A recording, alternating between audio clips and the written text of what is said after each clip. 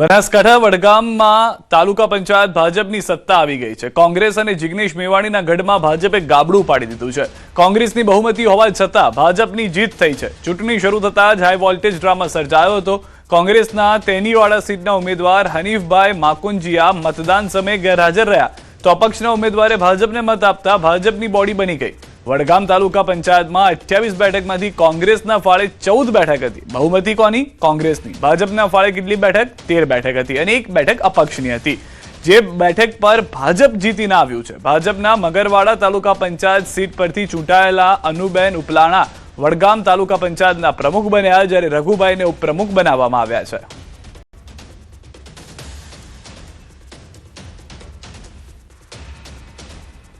અને મારાથી જે થાય હું બેનને બધાને વિનંતી કરું છું કે કામ કરીશ।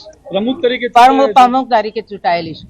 વડગામ તાલુકાની જનતાનો અને અમારા મતદારોનો ખૂબ ખૂબ આભાર માનું છું। અને જેવા કે પાણીના હોય, રોડ રસ્તાના હોય કે કોઈ આરોગ્યના હોય, આવા દરેક અમે કામને પ્રાધાન્ય આપીશું। તો આ તરફ વાવથરા જિલ્લાના નવા રચાયેલા ધરણીધર તાલુકા પંચાયતમાં કોંગ્રેસના પ્રમુખની વરણી થઈ। ચૂંટણીમાં ભાજપને બહુમત મળી છે, પરંતુ એસસી અનામત સીટ હોવાથી ભાજપ પોતાના ઉમેદવારને પ્રમુખ ન બનાવી શકી। ભાજપના એસસી મહિલા ઉમેદવાર ચૂંટણી હારી ગયા હતા, જેથી કોંગ્રેસના એસસી ઉમેદવાર નીલાબેન સોઢા પ્રમુખ તરીકે બિનહરીફ ચૂંટાયા। ભાજપની બહુમતી હોવા છતાં પણ કોંગ્રેસના પ્રમુખ નીલાબેન ધરણીધર તાલુકા પંચાયત ચલાવશે। બે જે અપક્ષમાં જીત્યા હતા એ પણ એમણે પણ માન્ય મોદી સાહેબ અને આપણા ગુજરાત ભારતીય જનતા પાર્ટીની સરકારના વિકાસના કાર્યોમાં વિશ્વાસ રાખીને ભારતીય જનતા પાર્ટીને ટેકો જાહેર કર્યો છે। ત્યારે 14 તાલુકા પંચાયતના સદસ્યો સાથે ભારતીય જનતા તાલુકા પંચાયત ભારતીય જનતા પાર્ટીની અહીંયા છે। પંચાયતના પ્રમુખ સરકારનો ખૂબ ખૂબ આભાર અને અમે વિકાસના કામો કરશું એવી ખાતરી આપું છું અને દરેકનો સાથ અને સહકારની અમારે ખાસ જરૂર હતી અને અમને મળ્યું છે। તો મહેસાણાથી સમાચાર। બહુચરાજીમાં બદલાયેલા સત્તાના સમીકરણ। ભાજપની બહુમતી છતાં તાલુકા પંચાયત સત્તાથી દૂર। બહુચરાજી તાલુકા પંચાયતના પ્રમુખ પદ કોંગ્રેસના ફાળે। બહુચરાજીમાં ભાજપની જીત છતાં મોટો ઉલટફેર થયો છે। કુલ 16 બેઠકોમાંથી 13 બેઠકો પર ભાજપની જીત થઈ હતી। માત્ર 3 બેઠકો જીતનાર કોંગ્રેસે મેળવી લીધું પ્રમુખ પદ। શંખલપુર બેઠકે પલટી આખી બાજી। પ્રમુખ પદ માટે અનામત રાખવામાં આવેલી એસસી કેટેગરીની શંખલપુર બેઠક પર ભાજપના ઉમેદવારની થઈ હતી હાર। શંખલપુરથી કોંગ્રેસના એસસી ઉમેદવાર હિતેશ મકવાણાની જીત થતા સમીકરણો બદલાયા। કોંગ્રેસના હિતેશ મકવાણા બન્યા બહુચરાજી તાલુકા પ્રમુખ। કોંગ્રેસના હિતેશ મકવાણાએ બહુચરાજી તાલુકા પંચાયત પ્રમુખ પદનો ચાર્જ સંભાળ્યો। ભાજપના પ્રતાપસિંહ ઝાલા બન્યા બહુચરાજી તાલુકા પંચાયતના ઉપપ્રમુખ। કારોબારી ચેરમેન તરીકે ભાજપના ચિરાગ પટેલની કરવામાં આવી નિમણૂક। બેચરાજીમાં અમારા ઉપપ્રમુખ બિનહરીફ વિજય થયા છે અને કોંગ્રેસના ઉમેદવાર હતા જે એ એસસી કેટેગરીનું હતું, એટલે કોંગ્રેસનો એક જ હતો, પણ એ વિજય થયો છે અને સત્તા અમારી જ છે, કારણ કે બેચરાજીમાં 13 સીટો અમે જીત્યા છીએ। એટલે ઉપપ્રમુખ, કારોબારીના ચેરમેન, બાકી બધી સત્તા અમારી જોડે છે। અનુસૂચિત જાતિની રિઝર્વ સીટ પ્રમુખની હોવાથી હું આજે પ્રમુખ બન્યો છું। એ સીટ હું વિજય બન્યો છું, એની અંદર કોંગ્રેસ પક્ષ તરફથી। છોટાઉદેપુરમાં નેતાઓ ચાકટા બન્યા છે। તાલુકા પંચાયત નવનિયુક્ત પ્રમુખ વિવાદમાં નવનિયુક્ત પ્રમુખ ખુલ્લેઆમ બંદૂક લઈને નીકળ્યા હતા। રમેશ રાઠવા ખુલ્લેઆમ બંદૂક લઈને નીકળ્યા। નવનિયુક્ત પ્રમુખ ખુશીમાં ભાન ભૂલી ગયા। ગઈકાલે સંસદના બંદૂકવાળા વિડીયો બાદ તાલુકા પંચાયતના પ્રમુખનો વિડીયો વાયરલ થયો હતો। આ અંગે જ્યારે પ્રમુખ રમેશ રાઠવાને પૂછવામાં આવ્યું તો તેમણે કહ્યું કે આ તો રમકડાની બંદૂક છે, પરંપરા હોવાથી લઈને નીકળવું પડે।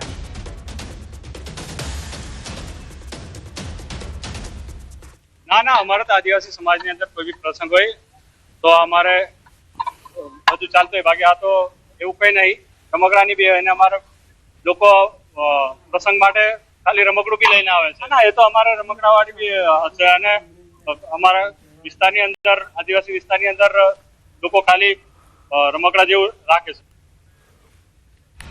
તો અમદાવાદમાં દસક્રોઈ તાલુકામાં ભાજપે આ વખતે નવો અભિગમ અપનાવી નારી શક્તિને પ્રાધાન્ય આપ્યું। ધારાસભ્ય બાબુ જમના પટેલના માર્ગદર્શન હેઠળ દસક્રોઈ તાલુકા પંચાયતના 5 મહત્વપૂર્ણ હોદ્દાઓ પર મહિલાઓની નિયુક્તિ કરવામાં આવી છે, જેમાં પ્રમુખ તરીકે સુનિતા પટેલ, ઉપપ્રમુખ તરીકે મીના બારૈયા, કારોબારી ચેરમેન તરીકે સુમન વાઘેલા, પક્ષના નેતા તરીકે પિનલ પટેલ અને દંડક તરીકે નિશા રબારીની પસંદગી કરવામાં આવી છે. ભાજપના નિર્ણયને વડાપ્રધાન નરેન્દ્ર મોદીના મહિલા સશક્તિકરણના વિઝનને સાકાર કરવાનો પ્રયાસ માનવામાં આવી રહ્યો છે.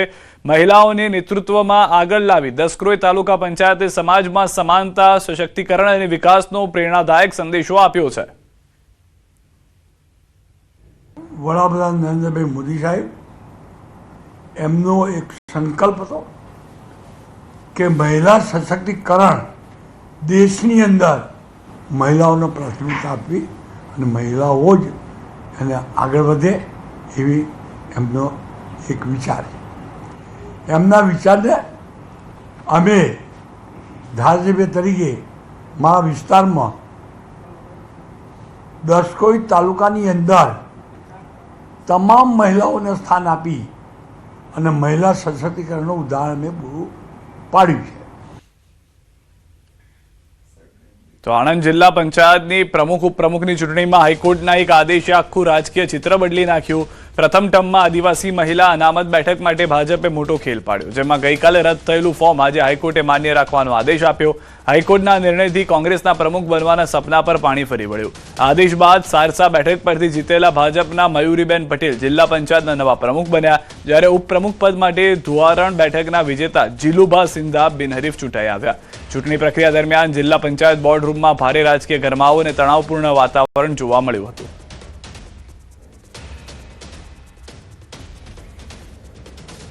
છેલ્લા 2 દિવસથી જે પ્રકારે કોંગ્રેસ કે અમારા ઉમેદવાર જીતશે, એટલે ભાઈ 40 સીટોમાંથી તમારી 7 સીટો હોય, તમે કેવી રીતે પ્રમુખ બની શકો?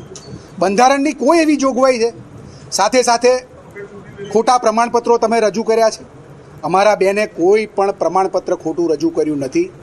તેઓ અનુસૂચિત આદિજાતિ સમાજની દીકરી છે અને ભારતીય જનતા પાર્ટીમાં સારસા સીટ ઉપરથી 5000 કરતાં પણ વધારે મતોથી જીતાયેલા અમારા ઉમેદવાર છે. તમારી પાસે જે તમે પ્રમુખ પદ લેવા નીકળ્યા હતા, કોંગ્રેસના પ્રદેશ અધ્યક્ષના તાલુકામાં ફક્ત 1 સીટ કોંગ્રેસને મળેલી છે અને છતાં પણ પાછલા બાણેથી ઘૂસવા માટેનો જે એમણે પ્રયત્ન કર્યો છે એ ખરેખર ખૂબ નિંદનીય છે. હું કોઈ ડોક્યુમેન્ટ્સ મારા જૂઠા પ્રેઝન્ટ કર્યા નહોતા. બધા ડોક્યુમેન્ટ્સ મારા ઓરિજિનલ સાચા ડોક્યુમેન્ટ્સ પ્રેઝન્ટ કર્યા હતા. એ રીતે હું આદિવાસીની છોકરી છું એટલે એમાં કશું એ નહીં. ઓકે. સાબરકાંઠાની 8 તાલુકા પંચાયતોમાં આજે પ્રમુખ અને ઉપપ્રમુખ પદ માટે ચૂંટણી પ્રક્રિયા હાથ ધરવામાં આવી હતી, જેમાં 7 તાલુકા પંચાયતોમાં ભાજપે સત્તા હાંસલ કરી છે, જ્યારે પોશીના તાલુકા પંચાયતમાં આમ આદમી પાર્ટીએ જીત મેળવી હતી. હિંમતનગર, ઈડર, વડાલી, ખેડબ્રહ્મા, તલોદ, પ્રાંતિજ અને વિજયનગર તાલુકા પંચાયતમાં ભાજપે બહુમતીના આધારે પ્રમુખ અને ઉપપ્રમુખ પદ પર પોતાના ઉમેદવારોને વિજેતા જાહેર કર્યા હતા. હિંમતનગરમાં નરેશ પરમાર પ્રમુખ અને ઉષા પટેલ ઉપપ્રમુખ બન્યા, જ્યારે ઈડરમાં દિવ્યા ચૌધરી અને અમૃત ઠાકોરની પસંદગી થઈ હતી. તો બીજી તરફ પોશીના તાલુકા પંચાયતમાં આપે બહુમતી મેળવી જનક ડાબીને પ્રમુખ અને જાગૃતિ પરમારને ઉપપ્રમુખ તરીકે સત્તાવાર રીતે જાહેર કરવામાં આવ્યા હતા. 7 તાલુકા પંચાયતમાં ભારતીય જનતા પાર્ટી બહુમતીથી ચૂંટાઈને પ્રમુખ અને ઉપપ્રમુખ અમારા કાર્યરત કરવામાં આવ્યા છે અને 1 તાલુકા પંચાયતમાં અમારી સીટો ઓછી આવવાને કારણે અમે ત્યાં વિરોધ પક્ષમાં સારી ભૂમિકામાં ભારતીય જનતા પાર્ટીની ભૂમિકામાં અમે તમામ કાર્ય ત્યાં પોશીના તાલુકા પંચાયતમાં કરીશું. દાહોદના ધાનપુર તાલુકા પંચાયતના પ્રમુખ અને ઉપપ્રમુખ પદ માટેની હાઈ વોલ્ટેજ ચૂંટણી પ્રક્રિયા આખરે પૂર્ણ થઈ. બંને પદ માટે ટાઈ પડતા આખરે કાયદાકીય જોગવાઈ મુજબ ચિઠ્ઠી ઉછળીને વિજેતા નક્કી કરાયા. પ્રમુખ પદની ચિઠ્ઠીમાં આમ આદમી પાર્ટીના સોનલબેન ભુરિયાનું નામ નીકળતા તેઓ પ્રમુખ તરીકે ચૂંટાયા, તો ઉપપ્રમુખ પદની ચિઠ્ઠીમાં ભાજપના નયનભાઈ બારિયાનું નામ ખુલતા તેઓ પ્રમુખ તરીકે વિજેતા જાહેર થયા. ધાનપુર તાલુકા પંચાયતમાં પ્રમુખ પદ આપના ફાળે અને ઉપપ્રમુખ પદ ભાજપના ફાળે જતા સત્તાનું અનોખું સમીકરણ સર્જાયું. પૂર્વ મંત્રી અને ધારાસભ્ય બચુ ખાબડના ગઢમાં પ્રમુખ પદ ગુમાવીને ભાજપને વેઠવો પડ્યો છે મોટો રાજકીય ફટકો. ટોટલ